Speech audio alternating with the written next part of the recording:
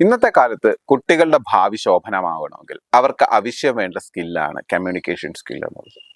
Communication സ്കില്ലിന്റെ ഒരു പ്രധാനപ്പെട്ട ഭാഗം എന്ന് പറയുന്ന ലാംഗ്വേജ് ആണ്. അത് വളരെ റിഫൈൻഡ് ആയിട്ടുള്ള സിമ്പിൾ ലാംഗ്വേജ് ഉപയോഗിച്ചാൽ മാത്രമേ നമുക്ക് നമ്മുടെ ആശയം വിനിമയം ചെയ്യാൻ സാധിക്കുകയുള്ളൂ എന്നുള്ളത്. ആ കമ്മ്യൂണിക്കേഷൻ അല്ലെങ്കിൽ ലാംഗ്വേജ് പഠിക്കുന്നതിന്റെ ഇന്ന് ഏറ്റവും വലിയ വെല്ലുവിളി എന്ന് പറയുന്നത് നമ്മുടെ പഠന രീതി തന്നെയാണ്.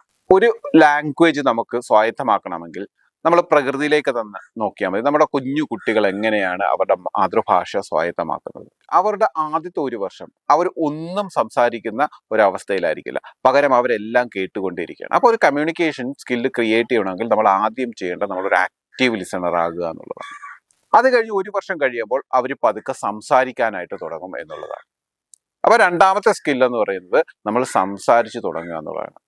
ആൻഡ് അതിനുശേഷമാണ് നമ്മൾ ആൽഫബറ്റ് പഠിക്കുകയും എഴുതുകയും ചെയ്യാൻ തുടങ്ങുന്നത്. അതിനുശേഷം നമ്മൾ അത് വായിക്കാനായിട്ട് പഠിക്കും. അതുകൊണ്ടാണ് നമ്മുടെ മാതൃഭാഷ നമുക്ക് പ്രത്യേകിച്ച് ആരും പറഞ്ഞു തരാതെ തന്നെ നമുക്ക് പഠിക്കാൻ പറ്റുന്നത്.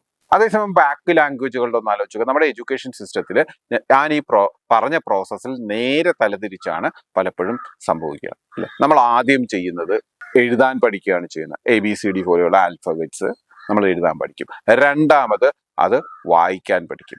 മൂന്നാമത് അത് പറയാൻ പഠിക്കും. നാലാമത് അത് കേൾക്കാൻ പഠിക്കും. അതായത് ഒരു പ്രകൃതി വിചാരിച്ചിരിക്കുന്ന പ്രോസസ്സിന്റെ നേരെ ഓപ്പോസിറ്റ്, റിസൾട്ടും ഓപ്പോസിറ്റ് ആയിരിക്കും.